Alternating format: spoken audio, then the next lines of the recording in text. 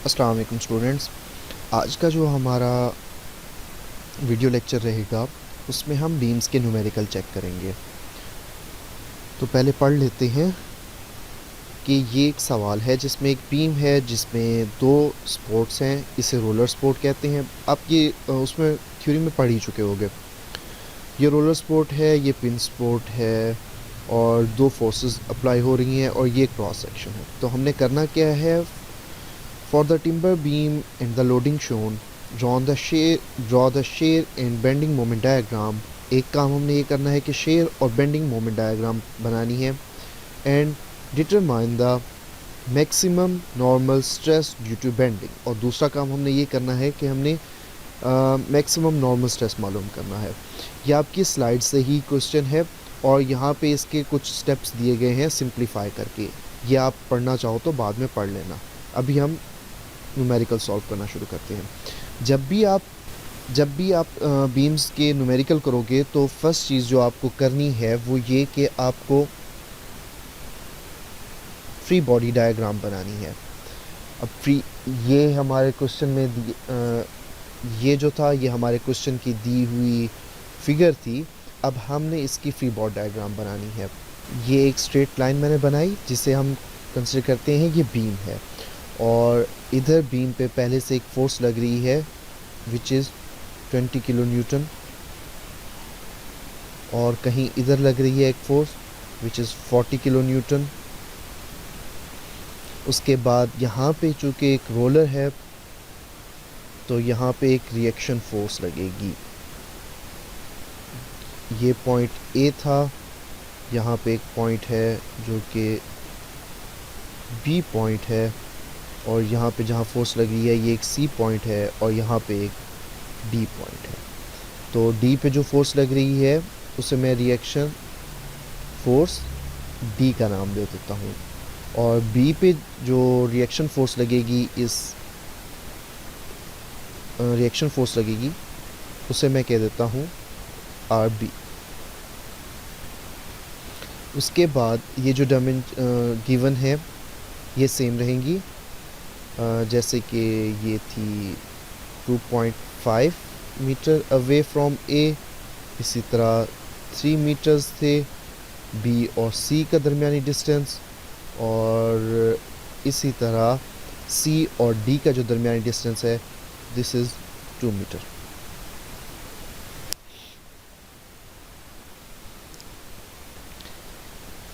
तो बीम्स में सबसे पहला काम आपने बीम को सॉल्व करते हुए फ्री बॉडी डायग्राम बनानी है। उसके बाद हमने इस पे इक्वेशंस ऑफ इक्विलिब्रियम लगानी है।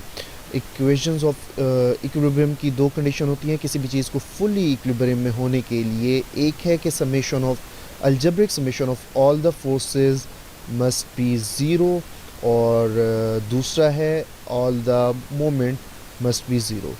तो अगर मैं इस दो कंडीशंस को लिखना चाहूँ, पहली कंडीशन कहती है समेशन ऑफ एफ एक्स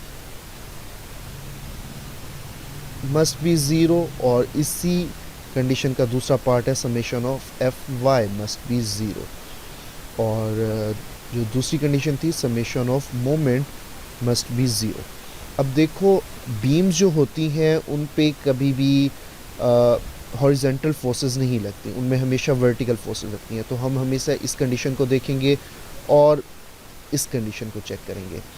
तो पहला काम हमने ये देखा कि हमने फ्री बॉडी डायग्राम बनानी है। उसके बाद हमने ये जो दो रिएक्शन फोर्सेस हैं जो हमें नहीं मालूम आर डी और आर बी, इनको निकालना है। इनको कैसे निकालेंगे, ये इक्वेशंस हम लिखेंगे जैसे summation of F Y is equal to zero. ये एक बीम है जो कि फुली इक्विलिब्रियम की हालत में है तो इस पे जितनी भी फोर्सेस लगनी चाहिए summation of F Y must be equal to zero. तो अब देखते हैं वो क्या है। जो डाउनवर्ड हैं उन्हें मैं एक तरफ लिख रहा हूँ, अपवर्ड दूसरी तरफ लिख रहा हूँ। पहले आ गई 20 kilo newton plus 40 kilo newton is equal to R B plus R D. तो ये एक इक्वेशन हो जाएगी हमारी। और दूसरी थी मोमेंट की, तो मोमेंट की इक्वेशन हम लिखते हैं summation of m must be equal to 0। मैं कहता हूँ कि समेशन बी के अराउंड मोमेंट्स का 0 होना चाहिए, क्योंकि ये इक्विलिब्रियम है। यहाँ पर जितने भी मोमेंट्स लगने चाहिए वो 0 होने चाहिए। अब हम इस जगह देख रहे हैं तो आर बी नहीं काउंट होगा, इसकी वजह से कोई मोमेंट नहीं होगा। अलबत्ता अब मैं क्लॉकवाइज एक तरफ लिखूंगा मोमेंट और एंटी क्लॉकवाइज इक्वल टू के दूसरी साइड पे। तो जो 20 किलो न्यूटन की वजह से प्रोड्यूस हो रहा है वो है एंटी क्लॉकवाइज, तो वो बनेगा हमारा 20, which is magnitude of force kilo Newton है, ये याद रखना। और साथ में उसका ओरिजिन से डिस्टेंस, क्योंकि हम अराउंड बी ले रहे हैं तो यहाँ से डिस्टेंस होगा 2.5। अब आगे चलो, तो जो आर डी है वो भी एंटी क्लॉकवाइज मोमेंट प्रोड्यूस करेगा, तो इसलिए उसे मैं इक्वेशन के इसी तरफ ही लिख रहा हूँ।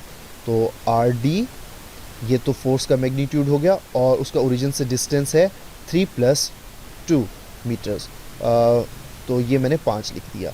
अब इक्वल के दूसरी तरफ 40 किलो न्यूटन की वजह से क्लॉकवाइज मोमेंट प्रोड्यूस होगा, तो वो लिख रहा हूँ मैं 40 किलो न्यूटन, और उसका ओरिजिन से डिस्टेंस है या हमारे पिवट पॉइंट से या फिक्स पॉइंट से डिस्टेंस है 3, तो मैंने 3 लिख लिया। ये इक्वेशन को नाम देता हूँ मैं इक्वेशन 2। अब इक्वेशन 1 में और इक्वेशन हमारे पास 2 इक्वेशंस है और 2 वेरिएबल हैं आर डी और आर बी। अब इक्वेशन 2 को सॉल्व करोगे तो आपके पास आर डी की वैल्यू आ जाएगी, और फिर वही आर डी की वैल्यू अगर इक्वेशन 1 में लगाओगे तो आपके पास आर बी की वैल्यू भी आ जाएगी। इससे इक्वेशंस को आप सॉल्व कर सकते हो, मैं सॉल्व नहीं कर रहा। तो उसने यहाँ पे निकाल दी हमारे पास ये वैल्यूज़। अब हमारे पास जो रिएक्शन फोर्सेस थी जो कि अननोन थी वो हम निकाल चुके हुए। नेक्स्ट हम क्या करेंगे, हम बीम को, ये जो बीम है इसको डिफरेंट सेक्शंस में इमेजिनरीली काटेंगे, और उसके अंदर चूँकि आपको पता है कि इस बीम पे जो लोड लग रहा है और ये बीम उस लोड को झेल रही है, तो इट मीन्स वो कैसे झेल रही है, उसके अंदर इंटरनल फोर्सेस जनरेट हो रही हैं जो कि इन एक्सटर्नल फोर्सेस को काउंटर कर रही हैं, तभी तो ये बीम अपनी हालत में कायम है। तो अब हम क्या करेंगे कि इस बीम को मुख्तलिफ सेक्शंस में काटेंगे और देखेंगे उनके इंटरनल फोर्सेस क्या निकल रही हैं।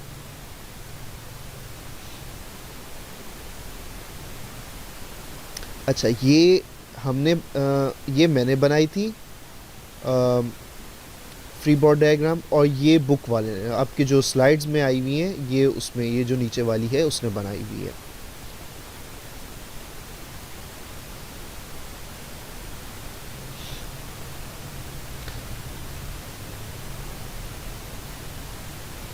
अब हम करने लगे हैं डिफरेंट सेक्शंस में बीम को डिवाइड। तो मैं यहाँ ये कर रहा हूँ कि मैं एक कट लगाना है, ये ए है बीम की साइड, और बी से पहले कहीं मैंने उसको काट लिया। अब उस पर एक फोर्स ए पॉइंट पे लग रही थी 20 किलो न्यूटन। अब मुझे नहीं पता मैंने बी से कितना पहले काटा है, तो इसको मैं डिस्टेंस को दे देता हूँ एक्स का नाम। सही हो गया। अब जब मैं इसे यहाँ से काटूंगा तो इस पे लगनी है इसकी इंटरनल फोर्सेस लग रही होंगी, जो कि आप थ्योरी में पढ़ चुके हो, उनकी कन्वेंशन भी पढ़ चुके हो आप। ये मोमेंट है और ये आपकी शेयर फोर्स है। तो अब हमने इन्हें कैलकुलेट करना है, तो इसलिए हमने इसे काटा है। तो ये हमारा हो गया सेक्शन 1। तो उसी तरह आप इक्वेशन ऑफ इक्विलिब्रियम लगाएंगे, summation F Y is equal to 0 होना चाहिए, क्योंकि ये बीम इक्विलिब्रियम की कंडीशन में है। तो अब देखो, वी डाउनवर्ड है और जो external forces shear force downward थी V जिसे मैंने लिख किया, और 20 किलो न्यूटन फोर्स थी वो भी डाउनवर्ड है। तो जब इसको हम इक्वेशन में लिखेंगे इक्वल टू 0 होगा, और फिर जब उसे रीअरेंज करोगे तो ये आ जाएगा आपका V माइनस 20 किलो न्यूटन। अब यही काम हम करें मोमेंट के लिए, summation of moment is equal to 0। अब यहाँ पे एक मोमेंट लग रहा है जो कि इस बीम को घुमा सकता है आपके एंटी क्लॉकवाइज, और यहाँ पे जो लोड लग रहा है उसकी वजह से जो मोमेंट प्रोड्यूस होगा, क्योंकि ये लोड है, ये आपका पिवट पॉइंट है, यहाँ इतना दूरी पे आपका 20 किलो न्यूटन लोड लग रहा है। तो x दूरी है और ये लोड की मैग्नीट्यूड है, तो इसकी वजह से भी मोमेंट प्रोड्यूस होगा और बीम को इस तरह घुमाएगा एंटी क्लॉकवाइज। तो अब ये क्या निकलेगा, m इज इक्वल टू ये वाला m है, ये वाला m इज इक्वल टू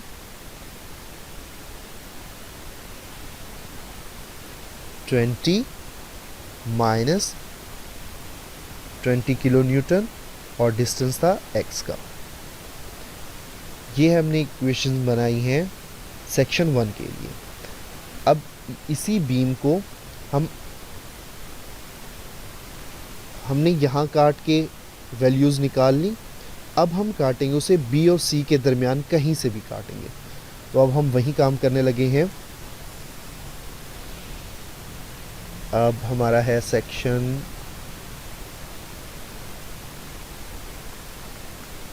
2, ये A था, ये कह लो यहाँ पे B है, और C से पहले कहीं हमने काट लिया। जब हमने काटा तो उसके अंदर शेयर फोर्स होगी और उसके मोमेंट होगा। यहाँ पे एक्सटर्नल फोर्स लग रही थी जो कि थी 20 किलो न्यूटन। ये डिस्टेंस हमें नहीं मालूम B से C का, तो अब हम इसे x लेंगे। A से B का डिस्टेंस हमें मालूम है, अब वो है 2.5 मीटर। B के ऊपर एक रिएक्शन फोर्स लग रही थी जो कि अपवर्ड्स है, और उसकी वैल्यू है 46 किलो न्यूटन।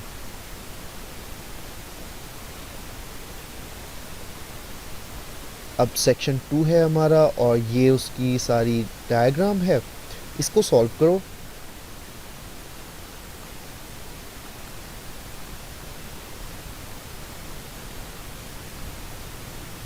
जो डाउनवर्ड्स हैं वो इक्वल के एक साइड पे, विच इज़ पहले V आ गया, फिर उसमें प्लस हो गया 20 किलो न्यूटन, और अपवर्ड्स है 46, तो वो दूसरी साइड पे लिखी मैंने। तो V आएगा आपका 26 किलो न्यूटन। इसी तरह मोमेंट के लिए लगाओ।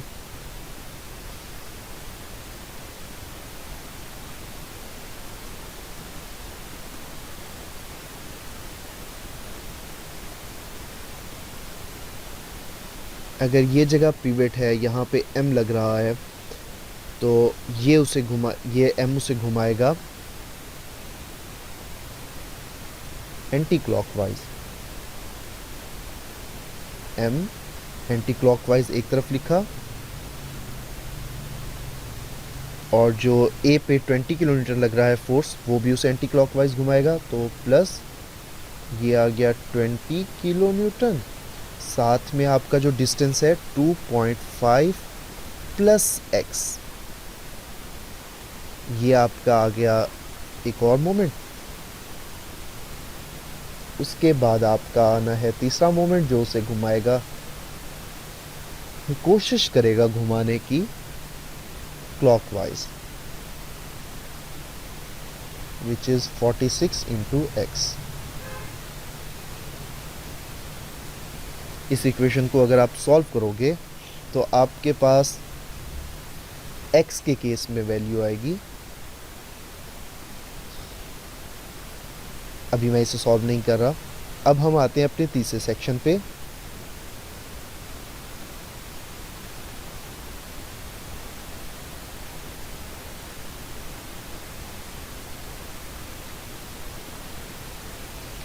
जो होगा सी से डी के दरमियान, मतलब हमने सी से डी के दरमियान कहीं पे भी बीम को काट लिया।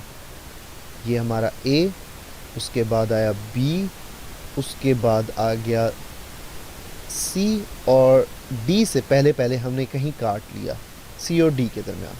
तो यहाँ से काटा तो ये शेयर फोर्स लगेगी और ये लगेगी आपका बेंडिंग मोमेंट। ए पे एक फोर्स लग रही है एक्सटर्नल 20 किलो न्यूटन, बी पे इंटरनल फोर्स है विच इज़ 46 किलो न्यूटन, सी पे एक्सटर्नल फोर्स है विच इज़ 40 किलो न्यूटन। ये डिस्टेंस है 2.5 का ए और बी के दरमियान, बी और सी के दरमियान है 3 मीटर्स का, और सी से आगे जितना भी डिस्टेंस है उसे हम कह देते हैं कि x है वो। अब सेम उसी तरह summation of F Y is equal to 0।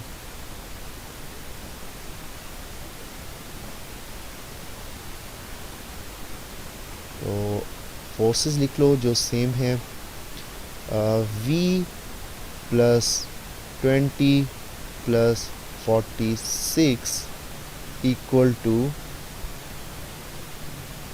Sorry ये 46 नहीं, ये 40 इक्वल टू 46।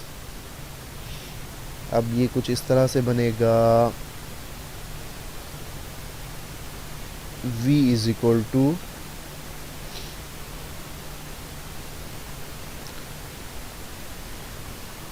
-16 आई गेस बनेगा, सॉरी -14 बनेगा।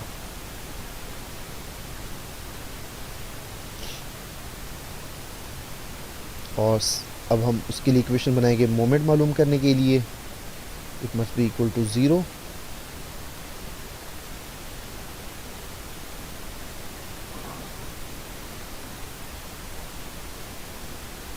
m घुमा रहा है एंटी क्लॉकवाइज,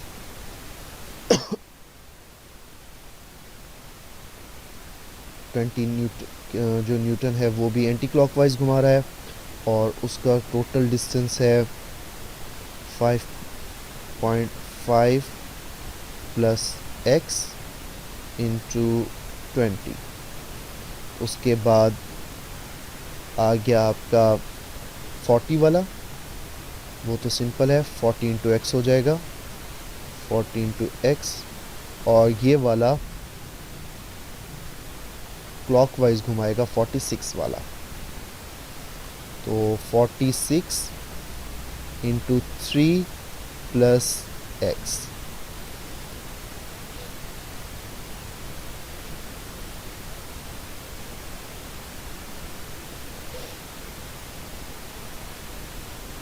अब जो ये वैल्यूज़ आई हैं आपकी, ये आपकी स्लाइड्स में इस तरह सॉल्व किया गया है। हो सकता है मेरा मेथड थोड़ा सा डिफरेंट हो, थोड़ा सा, लेकिन चीज़ सेम है। रैपिंग पे नहीं जाना, चीज़ पे जाना।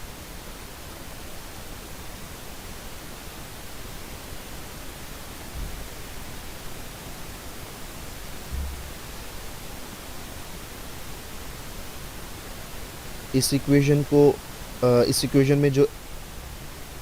इक्वेशन में जो x है, यहाँ से देख लेते हैं, ये हमारा 20 किलो न्यूटन सही निकला। उसी तरह उसके बाद m जो है वो उसने 0 पुट किया था, हमने x लगाया था, क्योंकि अब यहाँ से अगर इधर 0 लगा दो तो मैग्नीट्यूड आपका a पॉइंट पे 0 हो जाएगा, इसमें 2.5 लगा दो तो आपकी इस पॉइंट पे वैल्यू आ जाएगी जो कि b पर है।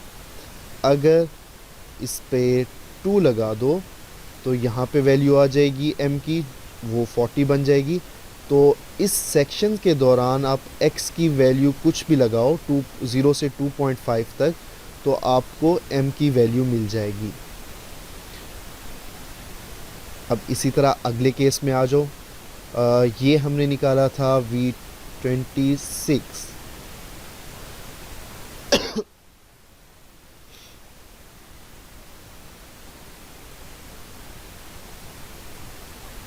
और बुक में आपकी जो स्लाइड्स हैं उसमें उसने निकाला हुआ है 20। आई डोंट नो उसने 20 कैसे निकाला है, देख लेते हैं।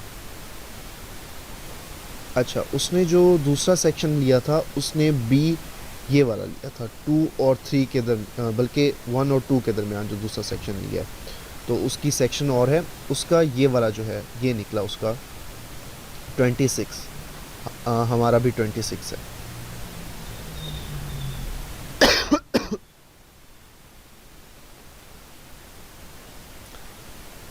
ये 26। उसके बाद उसने जो तीसरा m निकाला, अगर हम इसे सॉल्व करें x के लिए, x की वैल्यू, पॉसिबल वैल्यूज़ हमारे केस में क्या हो सकती हैं। हमने लिया था इस केस में x यहाँ से यहाँ तक, b से आगे जितना भी था वो x था, तो x 0 से 3 हो सकता है। अगर 0 लगा देंगे तो मोमेंट की वैल्यू जो b पे आनी होगी वो आ जाएगी। अगर 1.5 लगाओगे x की वैल्यू, तो b और c के एग्जैक्ट दरमियान में वैल्यू आएगी मोमेंट की, और इसकी वैल्यू अगर 3 लगा दोगे तो c पॉइंट पे इसकी वैल्यू आ जाएगी। तो इस तरह से आप डिफरेंट पॉइंट्स की वैल्यू लिखोगे। मैं यहाँ सॉल्व नहीं किया मैंने, आप लिखोगे। उसके बाद हम अपने सेक्शन 3 पे आते हैं। सेक्शन 3 था हमारा c से d तक।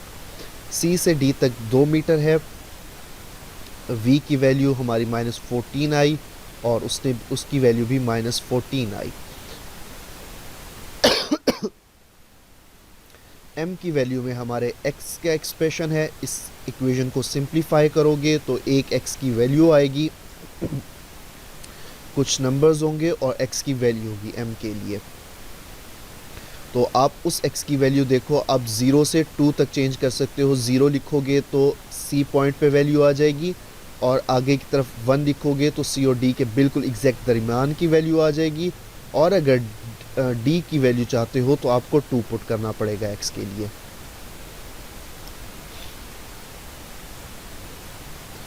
तो इस तरह से उसने ये सारी वैल्यूज़ निकाली और हमने भी सेक्शनिंग करके सारी वैल्यूज़ निकाली। पर ये हुआ कि उसके सेक्शनिंग देखो इस तरह से है। उसने पहले a से पहले a के फ़ौरन बाद एक कट लगाया, फिर b से पहले कट लगाया, फिर b के फ़ौरन बाद कट लगाया, फिर 4 पे कट लगाया, c से पहले 4 का कट लगाया, फिर c के फ़ौरन बाद 5 का कट लगाया, और d से पहले एक 6 का कट लगाया।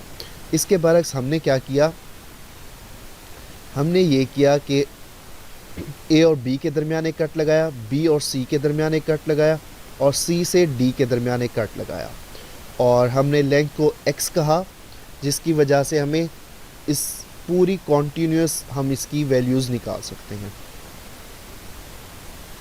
अब जब हमें हर पॉइंट की वैल्यूज़ मालूम हैं तो हम बनाएंगे शेयर फोर्स डायग्राम और बेंडिंग मोमेंट डायग्राम। ऊपर वाली ये जो V जिसके साथ लिखा हुआ है ये शेयर फोर्स डायग्राम कहलाती है, और जिसके साथ M लिखा हुआ है ये बेंडिंग मोमेंट डायग्राम कहलाती है।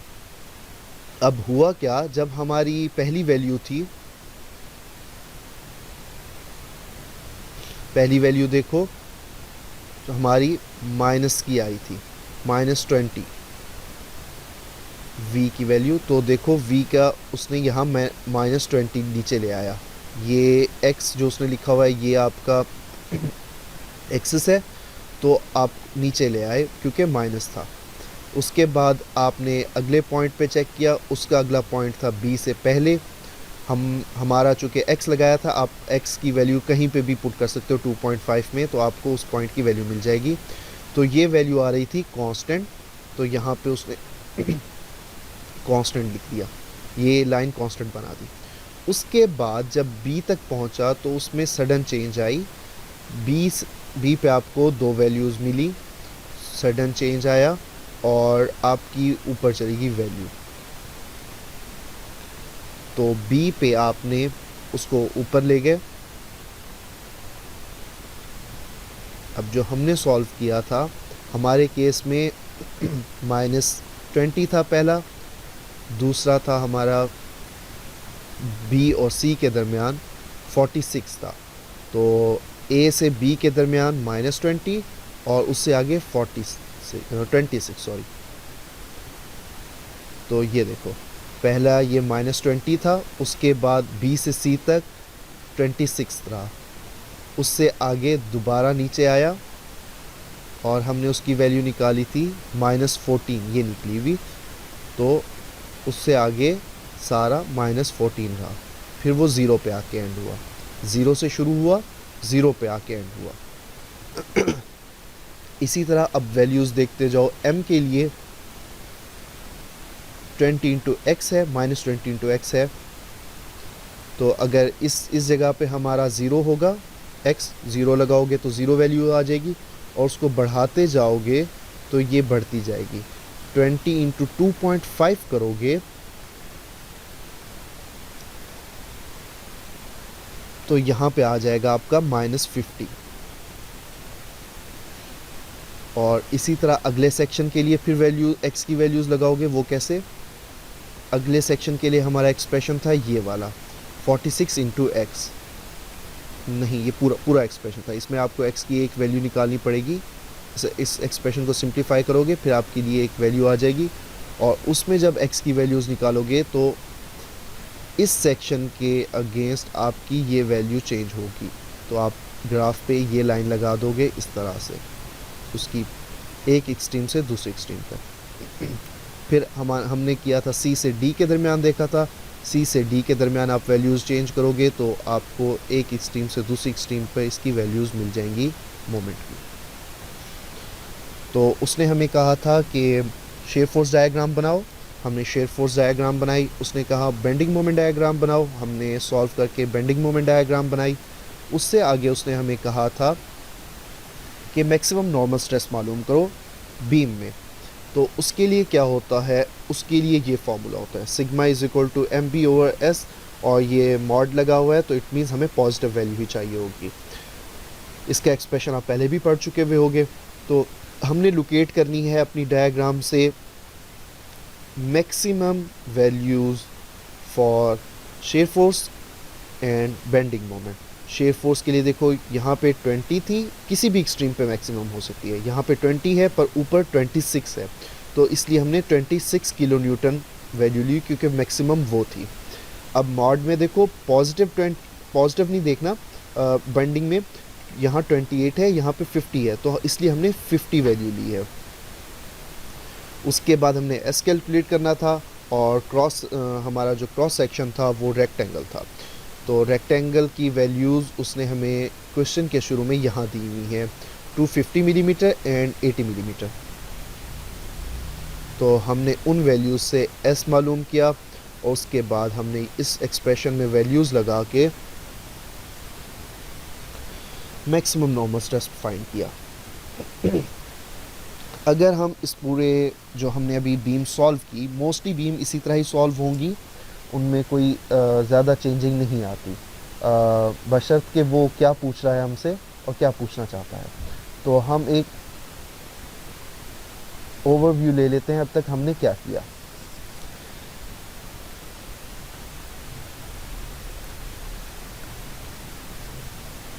पहले हमने बनाई फ्री बॉडी डायग्राम, उसके बाद हमने क्या किया, हमने निकाली रिएक्शन फोर्सेस।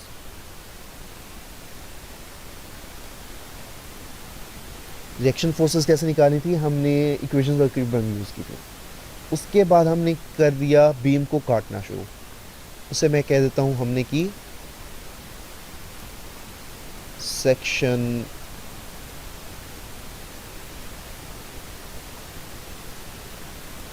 की हमने।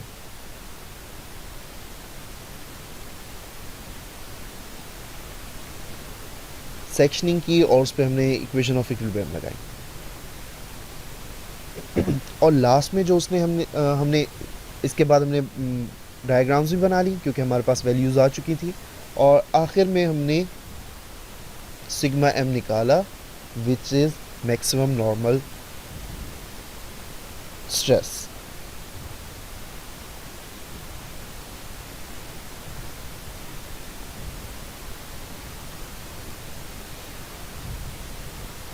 अगला न्यूमेरिकल देखते हैं। तो अगले न्यूमेरिकल की देखो क्या चीज़ मुख्तलिफ है पिछले न्यूमेरिकल से। यहाँ देखो, यहाँ पे एक सिंगल फोर्स की बजाय एक डिस्ट्रीब्यूटिव फोर्स लग रही है, ठीक है, लेकिन ये यूनिफॉर्म है, through out the area same है। उसने बताए 3 KIPS पर फीट, ठीक है। इसे कहते हैं डिस्ट्रीब्यूटिव यूनिफॉर्म लोड। और दूसरी चीज़ ये कि एक सीधी बीम के बजाय एक अलग से सेक्शन बनाया हुआ है। The structure shown in the constructed for, ये देखो, ये जो कोड था हमने पहले भी इससे डील किया था। इसकी वैल्यूज़ आपको एनेक्सर सी में मिल जाएंगी, तो आपको कैलकुलेट नहीं करनी पड़ेंगी चीज़ें। Draw the shear force and bending moment diagram for the beam and the given load, ठीक है, वही काम करना है। And determine the normal stress in the section just to the right and the left of the point D. अब हमने पहले भी बताया है मैक्सिमम नॉर्मल स्ट्रेस, लेकिन अब वो कह रहा है कि अब उसे नॉर्मल स्ट्रेस चाहिए डी के पॉइंट के इस तरफ भी और इस तरफ भी। हमने दोनों तरफ से उसे स्ट्रेस बताना है। तो ये आपके सॉल्यूशन के उसने एक खुलासा बना के दे दिया। इसे आप पढ़ना चाहो तो पढ़ लीजिएगा। अब सबसे पहले हम क्या काम करते थे, हम बनाते थे फ्री बॉडी डायग्राम। अब अगर मैं फ्री बॉडी डायग्राम बनाऊं तो ये ए था और ये बी, यहाँ पे बी है फुली फिक्स्ड है, तो यहाँ पे रिएक्शन फोर्स भी होगी, जिसे मैं कह देता हूँ आर बी।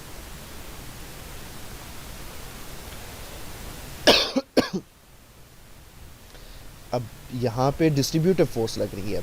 अब किसी भी डिस्ट्रीब्यूटिव फोर्स को आप कंसंट्रेटेड फोर्स में या पॉइंट कंसंट्रेटेड भी कहते हैं या पॉइंट फोर्स भी कहते हैं, पॉइंट फोर्स में चेंज कर सकते हो। अब इसका क्रॉस सेक्शन देखो तो ये एक रेक्टेंगल है, तो रेक्टेंगल का एरिया जो होगा वो इस डिस्ट्रीब्यूटिव फोर्स की पॉइंट फोर्स का मैग्नीट्यूड होगा। अब 3 × 8 होता है 24। तो अब जो इसको हम रिप्लेस करना चाहेंगे एक फोर्स से, उस फोर्स की वैल्यू होगी 24 KIPS।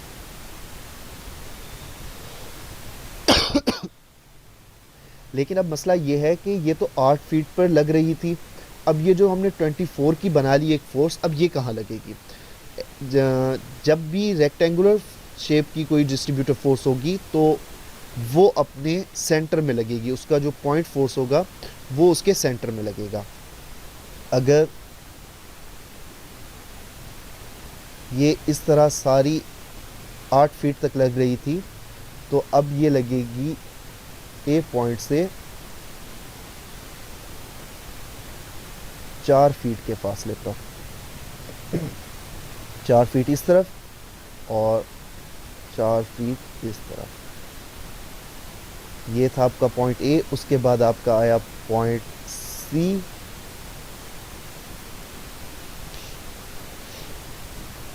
और सी के बाद आया डी। अब जो डी फोर्स है, डी पॉइंट है, डी पॉइंट से 2 फीट के फासले पर एक और पॉइंट है ई का, वहाँ पे 10 KIPS की फोर्स लग रही है।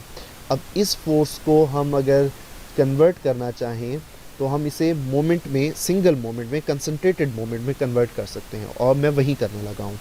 वो क्या होगा कि 10 × 20 हो जाएगा, और इस डी पॉइंट ओरिजिन पे ये फोर्स लगेगी, और ये होगी क्लॉकवाइज। इसे मैं कह देता हूँ 20 KIPS फीट। अब इस सेक्शन का कोई जवाब नहीं रहता, इसलिए मैं इसे हटा देता हूँ। अच्छा जी,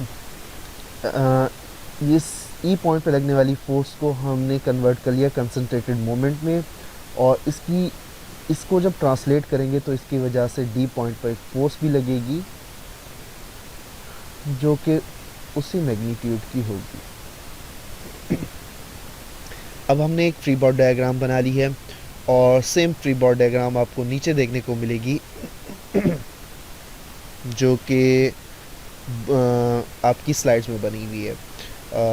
एक चीज़ मैं भूल गया, क्योंकि ये फिक्स्ड स्पोर्ट थी, तो ये सिर्फ एक रिएक्शन फोर्स ही प्रोड्यूस नहीं करेगी, ये रिएक्शन मोमेंट भी प्रोड्यूस करेगी। तो इसे मैं कह देता हूँ mb। अब सिंपली आपने वही काम करना है, समेशन fy मस्ट इक्वल टू 0। तो अब देखो, अब हमारी तीन फोर्सेस हैं, एक 24 वाली, एक ये 10 वाली, और दूसरी ये रिएक्शन फोर्स। तो RB आ जाएगा आपका 10 प्लस 24 इज इक्वल टू 34 के IPS। सेम मोमेंट निकालोगे आप अराउंड B निकाल लो, which must equal to 0।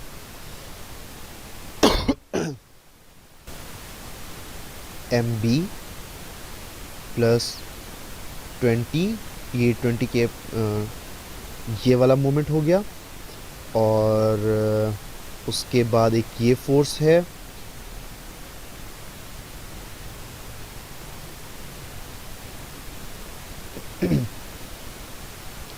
Equal to के दूसरी साइड पे आएगा 10 इंटू 5। 10 उसका मैग्नीट्यूड है, 5 उसका 20 के साथ डिस्टेंस है। उसके बाद 24 वाली देखो, 24 इंटू, और ये डिस्टेंस बन रहा है 7 प्लस 5 विच इज 12।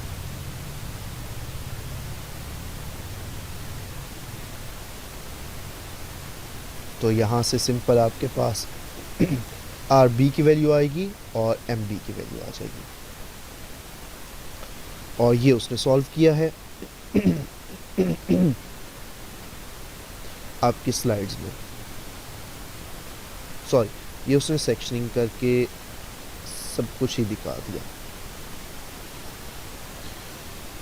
ये आपकी रिएक्शन फोर्स 34 आ गई, और आपकी MB जो फोर्स थी, मोमेंट था, वो इतना आएगा इसे सॉल्व करने से। उसके बाद उसने सेक्शनिंग की, और सेक्शनिंग के बाद देखो इस दफ़ा उसने ये x लगा रहा है, अब वो x के साथ सॉल्व कर रहा है।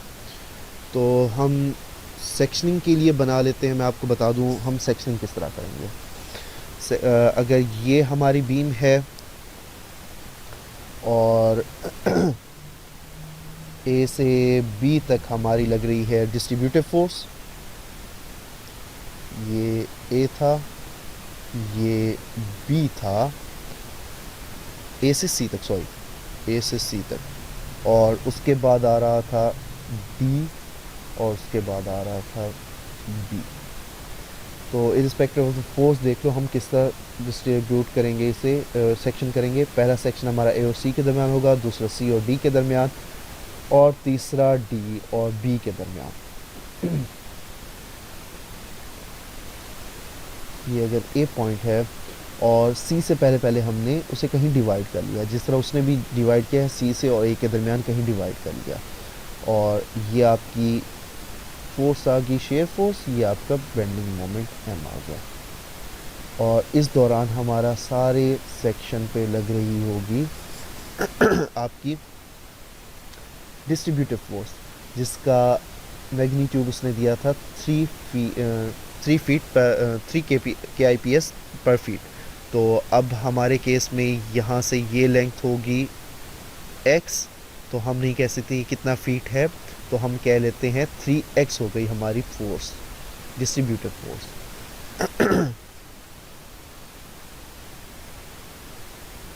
और अगर हम इसे पॉइंट लोड में कन्वर्ट करें तो ये हो जाएगी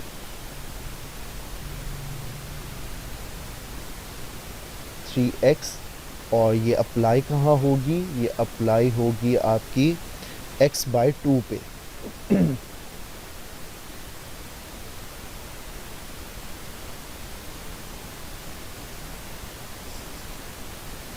सिंपली अब आप इस पे इक्वेशन ऑफ इक्विलिब्रियम लगाओ, समेशन एफ वाई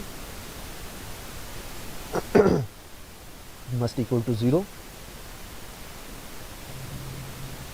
तो आपका v आ गया इक्वल टू -3x और summation m must equal to 0, वो आ जाएगा आपका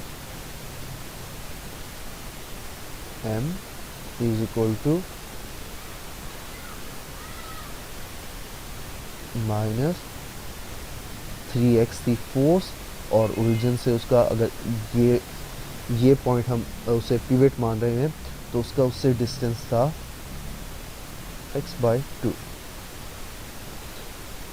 देखो तो सेम चीज़ इसने की है। अब इसको आप सॉल्व कर लो तो यही चीज़ें आ जाएंगी। उसके बाद हम अपने दूसरे सेक्शन पे चलते हैं।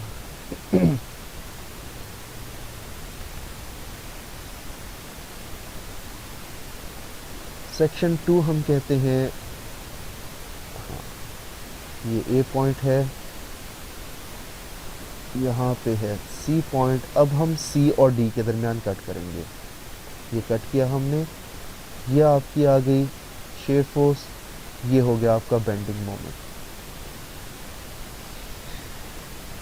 अब ए और सी के दरमियान जब पहला कट किया था तो हमने शुरू से ही उस फोर्स को पॉइंट लोड में कन्वर्ट नहीं किया था, हमने पहले किया फिर उसकी कैलकुलेशन करके आराम से किया। अब हम उसे शुरू से ही पॉइंट लोड की सूरत में दिखा सकते हैं, क्योंकि अब हमारा इस सेक्शन की हम bending moment of shear force निकाल चुके हुए। यह आ जाएगा 24 KIPS और इसका डिस्टेंस होगा 4 इस तरफ और 4 इस तरफ, और C से आगे जितना डिस्टेंस होगा उसे हम कहेंगे x। तो उसी तरह काम करेगा ये। Summation Fy must equal to 0, तो आपका V आ जाएगा -24 और summation M must equal to 0, तो आपका m आएगा m इज इक्वल टू, ये फोर्स लग रही है 24 वाली और कोई फोर्स नहीं है, तो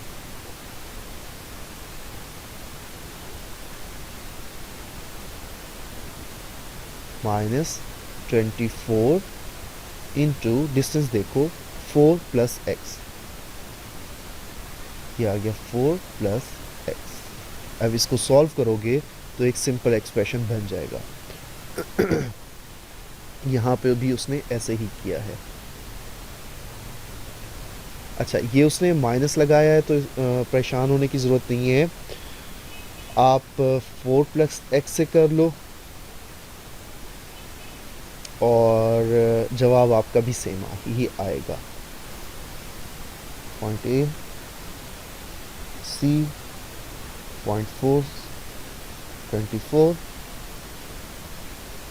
यहाँ पे आ गया आपका डी, डी पे एक मोमेंट है क्लॉकवाइज और एक फोर्स भी है 10 की, मोमेंट है 20 का।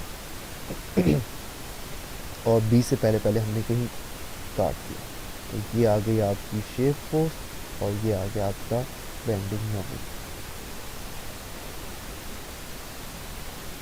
Same thing, equation of equilibrium Fy must equal to 0, तो ये नीचे ये नीचे ये नीचे, तो V is equal to -34 KIPS, summation My must equal to 0।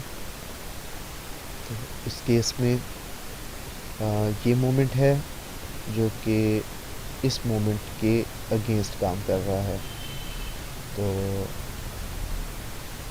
M घुमा रहा है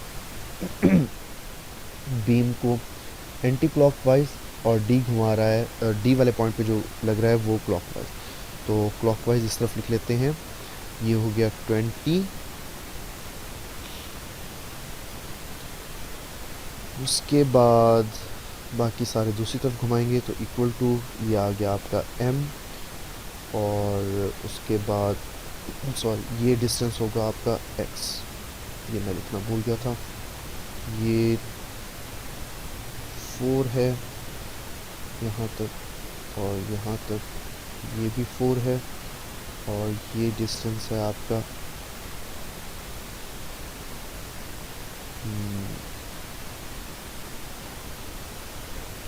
ये डिस्टेंस कितना था ये देखना पड़ेगा। ये डिस्टेंस है आपका d तक 3।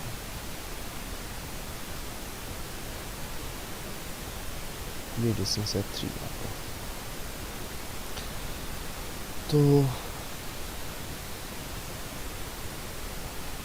m प्लस 10 इंटू एक्स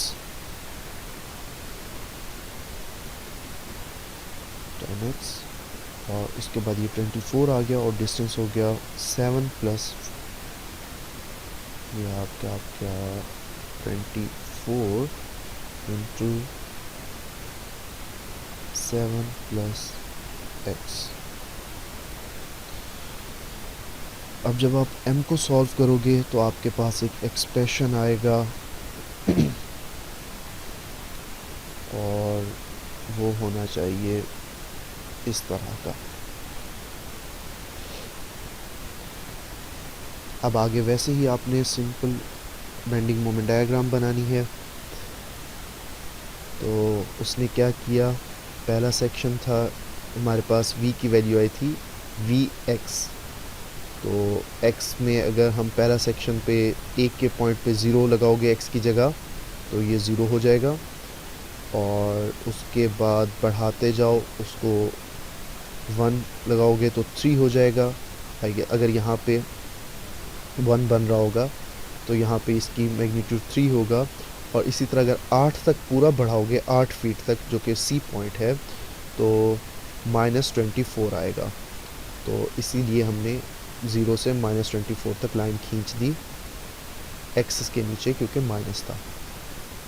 उससे अगला सेक्शन में देखो तो वो भी -24 रहा, तो इट मीन्स ये कांस्टेंट हो गई। तो हमने सीधी लाइन बनाई अगले सेक्शन तक D पॉइंट तक। उसके बाद हमें दोबारा माइनस में मिला, मीन्स एक्सिस के नीचे ही रहेगा, और उसकी वैल्यू फिर से कांस्टेंट है, उसमें कोई वेरिएबल x नहीं है, वो है 34। तो हमने 34 पे लाए और सीधी एक लाइन खींच दी, और उसके बाद 0 से शुरू किया और 0 पे एंड किया। ये तो होगी आपकी शेयर फोर्स। अब बेंडिंग मोमेंट डायग्राम पे आ जाओ, तो ये है आपका बेंडिंग मोमेंट डायग्राम। पहला एक्सप्रेशन -1.5 एक्स स्क्वेयर। अब x की वैल्यू लगाते जाओ, 1 लगाओ, 2 लगाओ, 3 बढ़ाते जाओ, आहिस्ता आहिस्ता आपको डिफरेंट वैल्यूज़ आती जाएंगी।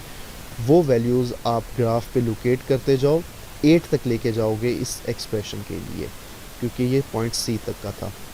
8 तक लेके जाओगे तो 8 पे जो मैक्सिमम वैल्यू आ रही है वो -96 KIP फीट आ रही है। उसके बाद अगला एक्सप्रेशन देखो जो कि ये है। इस एक्सप्रेशन में आप x की वैल्यूज़ लगाओगे, वो वैल्यूज़ अगर 0 लगाओगे तो 96 आ जाएगा। अगर आगे बढ़ाओगे इस सेक्शन के लिए आप बढ़ाओगे 3 तक, फिर 1 लगा के देखो, 2 लगा के, फिर 3 लगा के देखोगे तो क्योंकि माइनस साइन था तो आपके पास -168 KIP फीट आएगा। अब तीसरा सेक्शन शुरू हो गया, तो तीसरे सेक्शन के एक्सप्रेशन पे आ जाओ। उसी तरह ये सेक्शन था 5 फीट का, 0 लगाओ, 1 लगाओ, 2 लगाओ, 3 लगाओ, डिफरेंट पॉइंट्स लोकेट करो, फिर उन सबको आपस में जोड़ दो। तो उसी तरह से आपकी बेंडिंग मोमेंट डायग्राम बन जाएगी। शेयर फोर्स डायग्राम बन गई, बेंडिंग मोमेंट डायग्राम बन गई। उसके बाद उसने हमें कहा था हमने स्ट्रेस निकालना था D से पहले और D के बाद, यानी कि D के दोनों तरफ।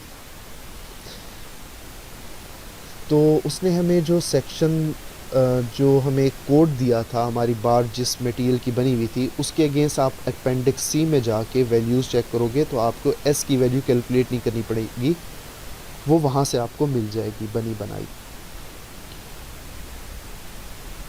उसके बाद हमने लोकेट करना है maximum value of shear force और मैक्सिमम वैल्यू ऑफ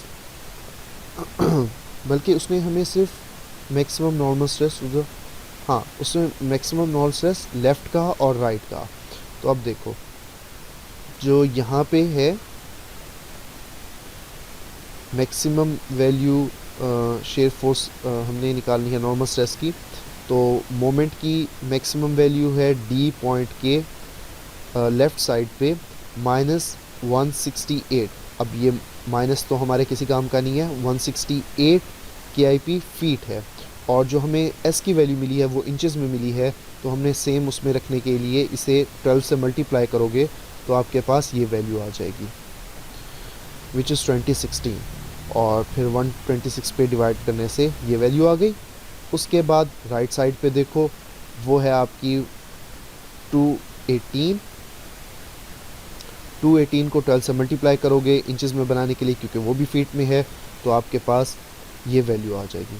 उसे एस से डिवाइड करो तो आपके पास नॉर्मल स्ट्रेस आ जाएगा जो होगा डी के राइट साइड पे। हमने लेफ़्ट साइड पे निकाल लिया, राइट साइड पे निकाल लिया। So this was today's video. अल्लाह हाफिज़।